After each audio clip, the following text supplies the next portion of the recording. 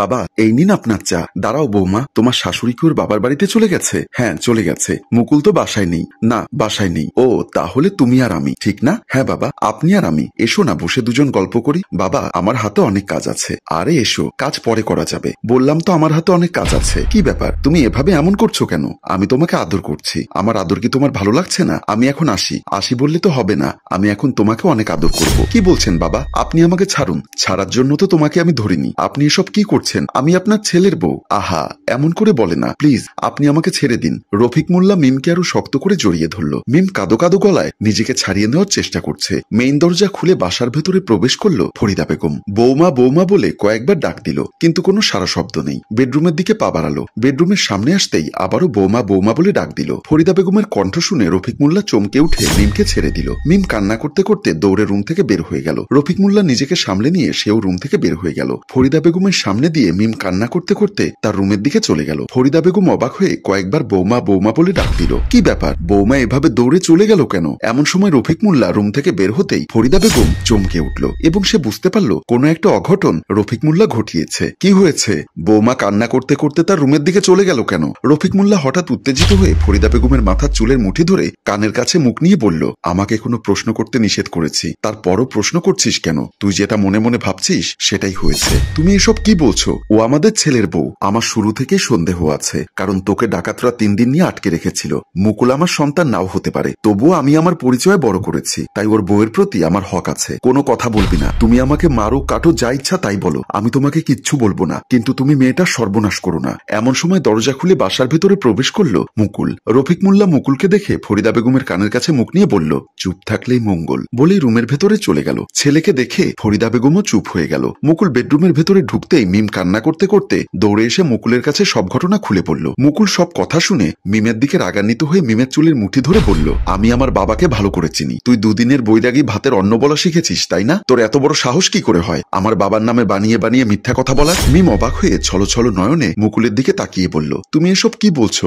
আমি যা সত্য তাই বলছি। একদম চুপ, আর একটা কথা বলবি না। আর এই কথা যেন এই বাড়ির বাহিরে না যায়। তোমার বাবা অন্যায় করলো। তুমি আমার স্বামী, তোমার কাছে আমি বিচার চাইলাম, তুমি উল্টো আমাকে হুমকি দিচ্ছ, ধুমকি দিচ্ছ।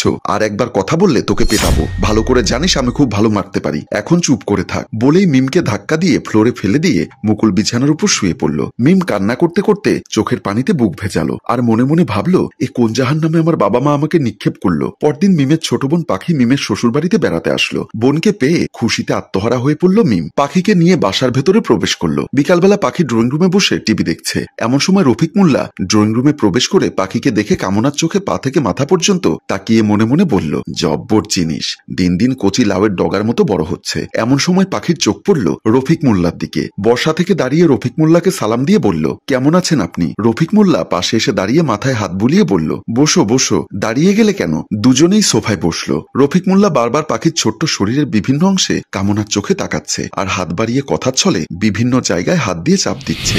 বিষয়টা পাখির কাছে বিরক্তিকর মনে হলো। কি করবে, লজ্জায় কিছু বলতে পারছে না। পানি খাওয়ার বাহানা করে দৌড়ে ড্রয়িং রুম থেকে চলে গেল। রফিক মোল্লা মনে মনে বলল, পাখি আজ তোমায় আমি আমার খাঁচায় বন্দি করবই। পাখি দৌড়ে এসে বারান্দার দেয়ালে হেলান দিয়ে হাঁপাচ্ছে। মিম বারান্দার কাছে আসতেই দেখলো পাখির মধ্যে কেমন যেন অস্থির ভাব। পাখির কাছে এসে দাঁড়াতেই পাখি চমকে উঠল। কি হয়েছে, এভাবে হাঁপাচ্ছিস কেন? আর আমাকে দেখে চমকে উঠলি কেন? না আপু, কিছু হয়নি। সত্যি করে বলতো, আমার কাছে কিচ্ছু লুকোবি না। আসলে আপু, তোমার শ্বশুর কিভাবে যেন আমার দিকে তাকায়, আবার আমার শরীরে হাত দেয়। কথাটি শোনা মাত্র মিমের মাথার উপর যেন আকাশ ভেঙে পড়ল। পাখিকে বুকের সাথে জড়িয়ে ধরে বলল, বোন আমার, এই ঘটনা কাউকে কিচ্ছু বলিস না। এখন সন্ধ্যা হয়ে এসেছে, আগামীকাল সকালেই তুই বাড়িতে চলে যাবি। এ বাড়িতে তোকে থাকতে হবে না। ভয় পাস না, আমার রুমে চল। রাত 2টো বাজে। গেস্ট রুমে পাখি একা ঘুমিয়ে আছে। রফিক মোল্লা আস্তে আস্তে গেস্ট রুমের ভেতরে প্রবেশ করলো। দরজা বন্ধ করে দিল। বিছানার কাছে এসে দরজার উপর বসলো। ঘুমন্ত পাখির উপর হায়নার মতো ঝাঁপিয়ে পড়ল। পাখির ঘুম ভেঙে গেল। পাখির শ্বশুরকে দেখে চমকে উঠল। তাকে ছেড়ে দেওয়ার জন্য অনুরোধ করলো, কিন্তু রফিক মোল্লা কোনো কথা শুনল না। সে তার খায়েশ পূরণের জন্য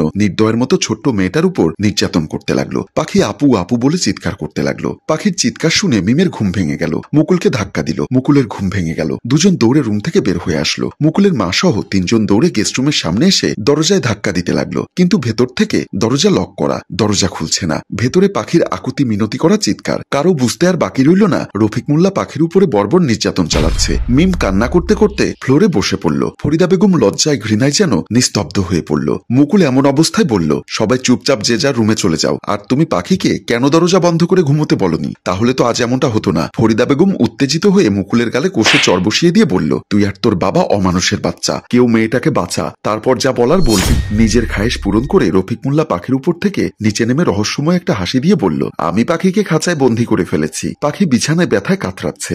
রফিক মোল্লা যেন উল্লাস করছে। হাসতে হাসতে দরজার সামনে আসলো। দরজা খুলে বাহিরে আসতেই মিম কোনো কিছু না ভেবে দৌড়ে রুমের ভেতর প্রবেশ করলো। রফিক মোল্লা ছেলে আর স্ত্রীকে বলল, চুপ থাকলে আমি খুশি হব, আর মুখ খুললে আমার মতো খারাপ আর কেউ হবে না। কয়লা যতই ধোয়া যাক না কেন, তা কোনোদিন সাদা হয় না। মিম পাখিকে জড়িয়ে ধরে কান্না করতে লাগলো। পাখি আকুতি মিনতি করে বলল, আপা আমাকে বাঁচা, আমার প্রচুর ব্লাড যাচ্ছে, আমাকে এক্ষুনি মেডিকেলে নিয়ে যা। পাখি চিৎকার দিয়ে তার শাশুড়ি আর স্বামীকে ডাকলো। মুকুল কাছে এসে দাঁড়িয়ে পড়ল। এত চেঁচামেচি করার কিছুই হয়নি, আমি ডাক্তারখানা থেকে ওষুধ এনে দিচ্ছি। মিম কান্না করতে করতে বলল, ওর এখনো ওষুধে কিছুই হবে না, ওকে এক্ষুনি মেডিকেলে নিতে হবে। তোমরা আমাকে একটু সাহায্য করো, আমার বোনটাকে একটু মেডিকেলে নিয়ে চলো। মুকুল বলল, এখন কোনোভাবেই ওকে মেডিকেলে নেওয়া যাবে না, লোকজন জানতে পারলে সর্বনাশ হয়ে যাবে। আমি ঔষধ এনে দিচ্ছি, দিলেই ভালো হয়ে যাবে। ফরিদা বেগম মিমের এমন অবস্থা দেখে যেন নির্বাক হয়ে দাঁড়িয়ে আছে। কি বলবে সে ভাষা খুঁজে পাচ্ছে না। আস্তে করে রুম থেকে বের হয়ে গেল। মিম পাখির এমন খারাপ অবস্থা দেখে মুকুলের কাছে অনুনয় বিনয় করতে লাগলো, কিন্তু মুকুল উল্টো মিমকে শাসাতে লাগলো। হুমকি দিয়ে রুম থেকে বের হয়ে গেল। আস্তে আস্তে পাখির আরো অবনতি হতে লাগলো। মিম চিৎকার করে কান্না করতে করতে সবাইকে আবার ডাকতে লাগলো, কিন্তু কেউই কোনো সারা শব্দ দিচ্ছে না। প্রিয় ভিউয়ার্স, আপনাদের দৃষ্টিতে এই নরপিশাচদের কি হওয়া উচিত, কি শাস্তি হওয়া উচিত? যাদের কাছে নারী কখনো নিরাপদ নয়, যারা সম্পর্কের মর্মতা বোঝে না, যাদের কাছে দেহের চাহিদাটাই হচ্ছে সবার উপরে, তাদের শাস্তি কি হওয়া উচিত মন্তব্য করে জানিয়ে দিন। গল্পটি ভালো লাগলে লাইক, কমেন্ট ও শেয়ার করুন। গল্পটির রচনা ও পরিচালনায় ফেরদৌস অপু, প্রযোজনায় মঞ্জুর মোর্শেদ, ক্যামেরায় শিহাব। ধন্যবাদ।